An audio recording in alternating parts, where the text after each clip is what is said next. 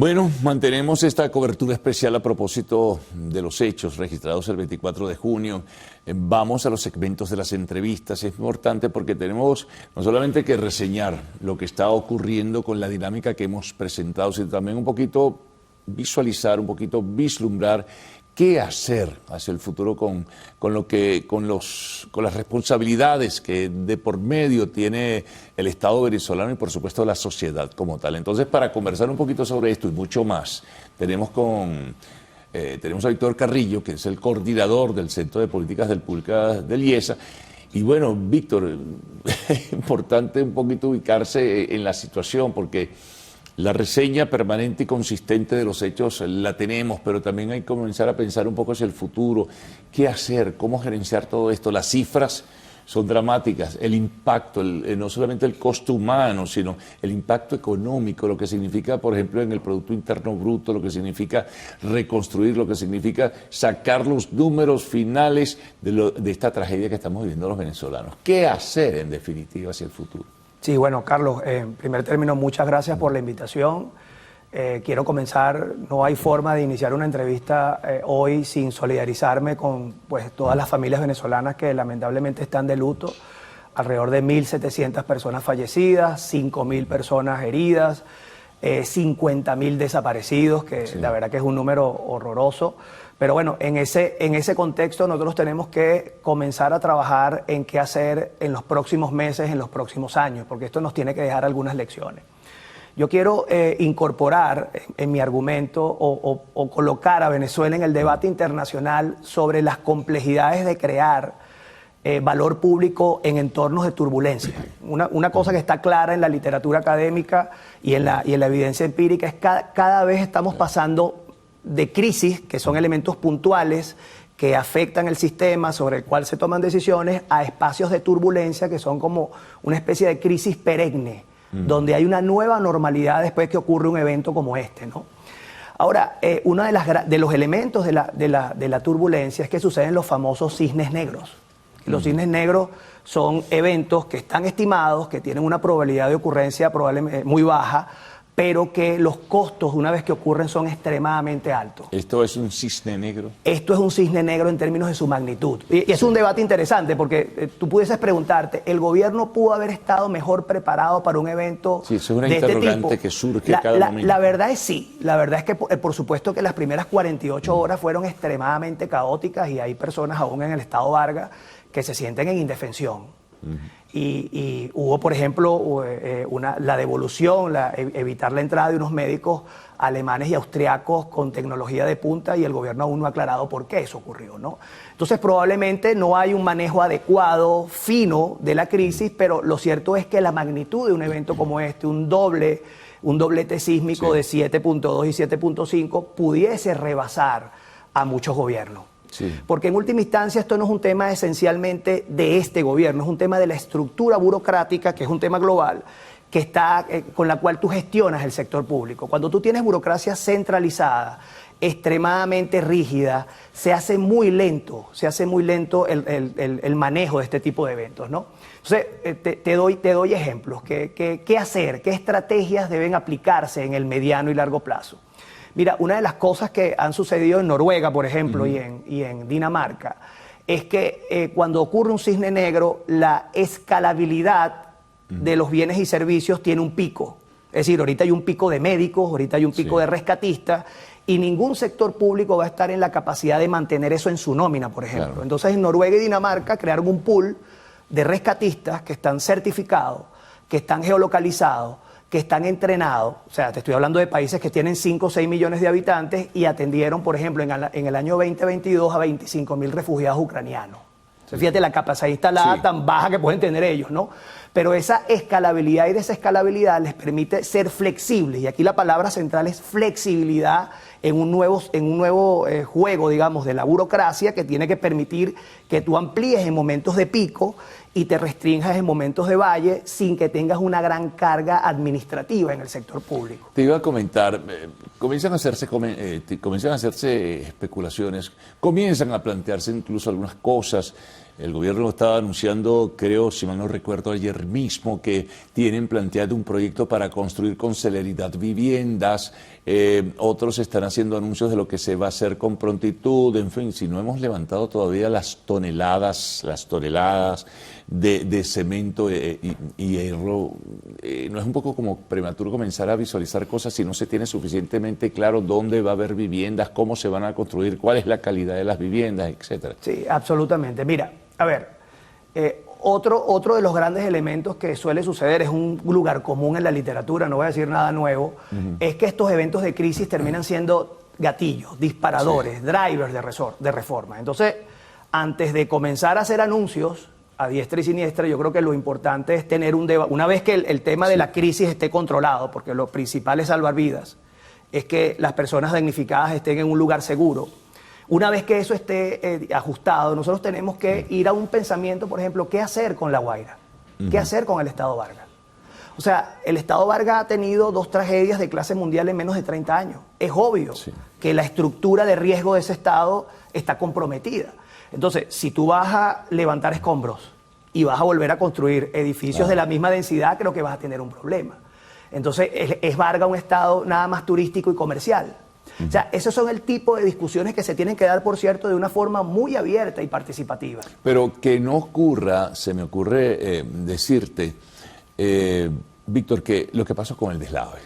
Sí. Mira, unos proyectos realmente trabajados con conciencia y muy bien elaborados por profesionales de las universidades, por ejemplo, Simón Bolívar, el IESA, creo que también tuvo en su momento también, la Universidad Central de Venezuela, y fueron echados a un lado.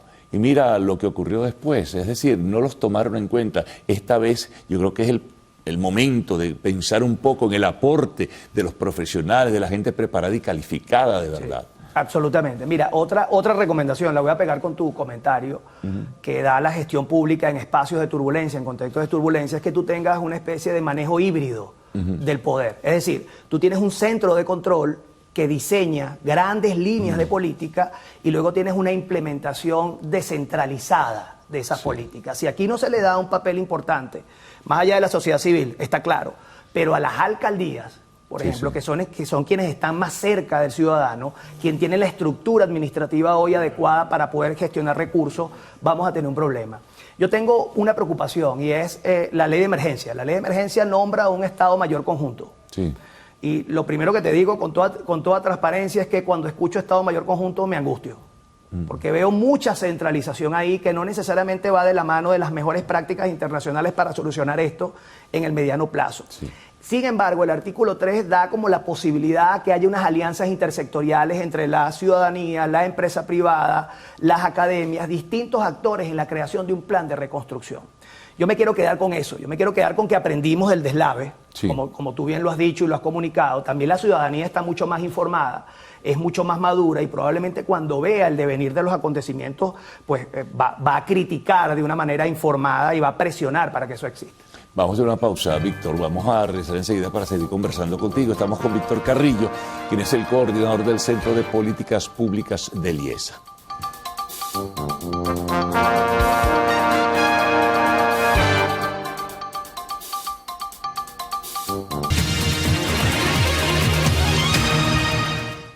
Bueno, seguimos compartiendo con Víctor Carrillo, coordinador del Centro de Políticas Públicas del IESA. Víctor, reconstrucción. Reconstrucción son recursos. Antes de comenzar, yo le mencionaba a Víctor una nota que cité en la presentación del programa muy temprano, en la mañana, a las 6, del economista Asdrúbal Olivero. Hace una proyección de la reconstrucción enorme. Habla hasta de 17 mil millones, 15 mil a 17 mil millones de dólares. Eso no lo tiene el Estado venezolano. ¿Qué hacer allí? ¿Cómo hacer? Un fondo de reconstrucción, ok. ¿Pero dónde está el dinero? Nada más por vía de la renta petrolera, sabiendo que el proceso de recuperación de la industria petrolera va a ser lento. Mira, tamaño lío, en tamaña coyuntura nos hemos metido. Sí, permíteme hablar, Carlos. Por vía de la naturaleza, porque... Sí, permíteme hablar del Fondo de Reconstrucción. El Fondo de Reconstrucción tiene 2 problemas. El primero es la cuantía. Estamos hablando de 200 millones de dólares cuando tú haces referencia a que las pérdidas, según el PNUD y algunas estimaciones privadas, van entre 6.000 y 12.000 millones de dólares.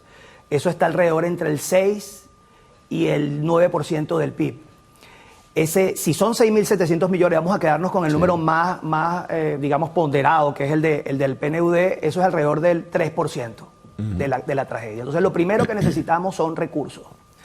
Recursos que probablemente vengan de la ayuda internacional, de organismos multilaterales. Ahora, esos recursos no solamente llegan con buena voluntad, llegan con una necesidad de ser rendidos adecuadamente y se requieren generar unas reformas importantes en el sector público para que la accountability y la rendición de cuentas esté adaptada a ciertos estándares internacionales. Con transparencia, ¿no? Absolutamente transparencia. Hoy, obviamente, esto no es un tema que está politizado, pero conocemos a Venezuela y conocemos al mundo. Se va a politizar en los próximos meses. Entonces, el tema aquí es la transparencia. Es una inquietud que quería plantearte. Vamos a ver si nos da tiempo, pero continúa con lo que dices. Sí, vamos a suponer que la polarización alcanza esto. El tema de la transparencia aquí va a ser central, ¿no? El tema de y la otra, claro. Creo que el otro problema que tiene ese fondo es que si es manejado por el Estado Mayor solamente, va a haber un cuello de botella administrativo. Por eso es que la incorporación aquí de las alcaldías en términos de descentralización político-territorial, de los entes descentralizados funcionalmente en términos de la descentralización funcional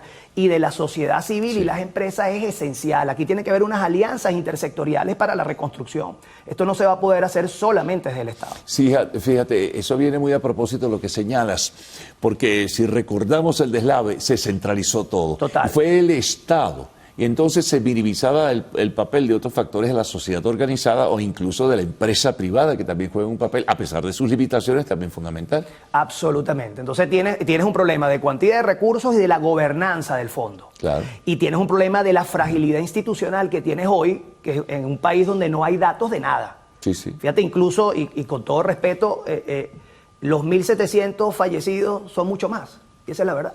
Cuando tú tienes un entorno de 50.000 desaparecidos, ahí lo que está pasando es que hay una ineficiencia inicial en la remoción de escombros, sí. en sacar a las víctimas de ahí, porque lamentablemente esta tragedia va a ser de magnitud épica. Entonces no tienes ni siquiera indicadores. El Banco Central acaba de colocar indicadores de inflación hace muy poco, de los últimos años, imagínate. Entonces el tema aquí de cómo crear un sector público mucho más sólido para poder recibir ayuda internacional y rendir cuentas es un tema que en las próximas semanas, meses va a ser importante en la agenda pública. Fíjate tú, la ubicación de los recursos. Se estaba generando un buen nivel de expectativas por vía de lo que ha sido este proceso de inversión internacional sobremanera en el sector petrolero. Un dinero que se iba a dedicar, de acuerdo a lo que ha dicho el propio gobierno, a 2 fondos para mejorar vialidad, infraestructura, luz eléctrica, agua. Ahora imagínate la situación en la que nos vemos envueltos. ¿Cómo va a poder distribuirse ese quantum de recursos entre los compromisos sociales que debe tener un Estado y lo que significa ahora atender todo el desastre y la tragedia que ocurrió en La Guaira? Sí, no, de acuerdo. Yo te voy a dar otro dato para que se arme el análisis completo. Y tiene que ver con el mercado laboral venezolano. El IES hizo un estudio hace unos 2 años por encargo del BID, del Banco Interamericano, en donde analizamos con los datos de COVID, hicimos un estudio longitudinal de las distintas encuestas de COVID desde el 2014 hasta el 2021 y vimos el estado del mercado laboral hoy. Y después de la migración de 8 millones de venezolanos, la realidad es que perdimos 2.200.000 personas en el mercado laboral. 1 millón del sector público y 1.200.000 del sector privado. Entonces, además, esa migración hizo que el mercado laboral venezolano envejeciera. Hoy la mayoría de la torta, si lo ves en una distribución, está entre los 35 y los 49 años. Es decir, somos los cuarentones que estamos manejando esto. Y suponte que las políticas económicas hoy son las adecuadas y las políticas de reconstrucción son las adecuadas. Tenemos un problema mucho más complejo, que es que no está la gente para un desarrollo sostenido.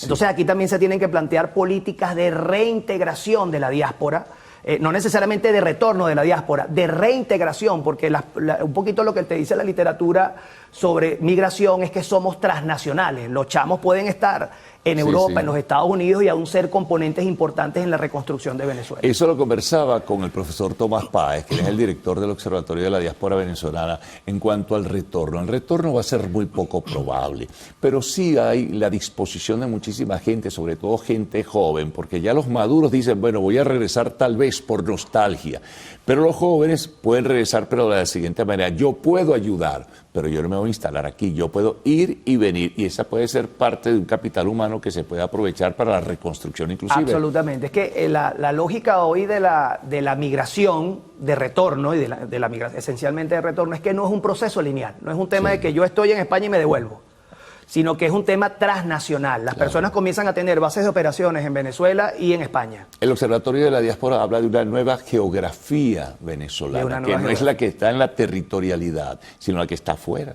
Pero además los nuevos canales de información, la nueva tecnología de la información hace que no necesariamente tú tengas que estar presente en Venezuela para eso es importante lo que apuntas. Sí, para participar en la reconstrucción. Aquí hay un tema de remesa, aquí hay un tema de transferencia de conocimiento. Aquí hay un tema de reintegración cultural, de reintegración familiar que vas a hacer seguramente en algunos aspectos, pero todo eso debe estar empaquetado en un proceso de política pública ordenado.